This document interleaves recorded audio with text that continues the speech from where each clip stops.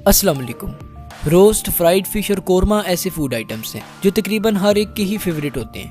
जैसे ही हम इन खानों को देखते हैं हमारा दिल चाहता है कि हम जल्द से जल्द इन खानों को खा लें। असल में ये सब फूड आइटम्स मीट कंटेनिंग है और मीट में ज़्यादातर प्रोटीन्स मौजूद होती हैं। इसके अलावा बीन एंड पल्सेस जो हम डेली रूटीन में यूज़ करते हैं वो भी प्रोटीन रिच फूड्स हैं। स्टमक हमारी बॉडी का वो ऑर्गन है जो प्रोटीन की डाइजेशन में मेजर रोल प्ले करता है। आज की इस वीडियो में हम स्टमक पर डिटेल में बात करेंगे। स्टमक जे शेप्ड ऑर्गन होता है जो कि चेस्ट के मिडल में लिवर के पीछे प्रेजेंट है। स्टमक के गिर 4 लेयर्स प्रेजेंट होती हैं। स्टमक की सबसे आउटर लेयर का नाम सिरोसा है। सिरोसा लेयर के बाद मस्कुलरिस लेयर प्रेजेंट है जो कि फर्दर 3 लेयर्स में सब डिवाइडेड होती है। इन 3 लेयर्स के नाम outer longitudinal layer, middle circular layer और इनर ओब्लिक लेयर है। स्टमक की मस्कुलरिस लेयर के बाद म्यूकोसा लेयर प्रेजेंट है और म्यूकोसा लेयर के बाद सब म्यूकोसा लेयर प्रेजेंट होती है। स्टमक के 2 एंड्स होते हैं जिन्हें कार्डियक स्फिंक्टर और पाइलोरिक स्फिंक्टर कहते हैं। कार्डियक स्फिंक्टर उस ओपनिंग को कहते हैं जो ईसोफेगस और स्टमक के दरमियान मौजूद है, जबकि पाइलोरिक स्फिंक्टर वो ओपनिंग है जो स्टमक को स्मॉल इंटेस्टाइन के साथ कनेक्ट करती है। स्टमक के 4 पार्ट्स होते हैं, कार्डियक रीजन, फंडस, बॉडी और पाइलोरस।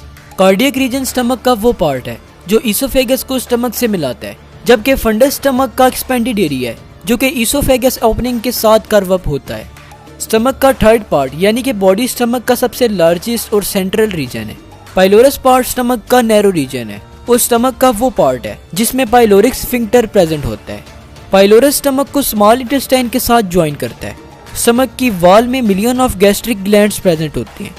जब भी हम कोई खाना खाते हैं तो ये gastric glands gastric juices produce करती हैं। हर खाने पर तकरीबन हमारा स्टमक 400 मिलीलीटर से 800 मिलीलीटर तक गैस्ट्रिक जूस प्रोड्यूस करता है। इसके अलावा गैस्ट्रिक ग्लैंड्स में parietal cells, chief cells, mucus secreting cells और हार्मोन सिक्रीटिंग सेल्स प्रेजेंट हैं। पैराइटल सेल्स हाइड्रोक्लोरिक एसिड और इंट्रिस्टिक फैक्टर को सिक्रीट करते हैं। हाइड्रोक्लोरिक एसिड स्टमक के एनवायरनमेंट को एसिडिक बनाता है और इसके अलावा बहुत से माइक्रो ऑर्गेनिजम्स को भी किल करता है। इंट्रिस्टिक फैक्टर ऐसी प्रोटीन्स हैं जो विटामिन B12 के साथ बाइंड करती हैं। चीफ सेल्स ऐसे सेल्स हैं जो स्टमक में पेप्सिनोजिन को सिक्रीट करते हैं। पेप्सिनोजिन पर जब हाइड्रोक्लोरिक एसिड एक्ट करता है तो उसे एक पावरफुल प्रोटीन डाइजेस्टिंग एंजाइम में कन्वर्ट कर देता है जिसे पेप्सिन कहते हैं। म्यूकस सिक्रीटिंग सेल्स स्टमक में म्यूकस सिक्रीट करते हैं। म्यूकस स्टमक को गैस्ट्रिक एसिड के डैमेज से प्रिवेंट करता है और स्टमक की प्रोटेक्शन में रोल प्ले करता है। Hormone secreting cells hormone secrete करते हैं। फॉर एग्जांपल ये एक हार्मोन गैस्ट्रिन प्रोड्यूस करते हैं जो गैस्ट्रिक ग्लैंड्स की सिक्रीशन को स्टिमुलेट करता है। स्टमक के स्ट्रक्चर पर तो डिटेल में बात हो चुकी है, तो चलिए अब बात करते हैं स्टमक के फंक्शन पर। स्टमक का एक बहुत ही मेन फंक्शन ये है कि ये फूड को स्टोर करता है। स्टमक की स्टोरेज कैपेसिटी की वजह से हम बहुत सा खाना खाने के लायक होते हैं। जब हम बहुत सा खाना खाते हैं तो हमारा स्टमक इस सारे खाने को स्टोर कर लेता है और फिर आहिस्ता आहिस्ता इस खाने को डाइजेस्ट करता रहता है। स्टमक के अंदर फूड की चर्निंग होती है। चर्निंग से मुराद तोड़ फोड़ और मिक्सिंग है।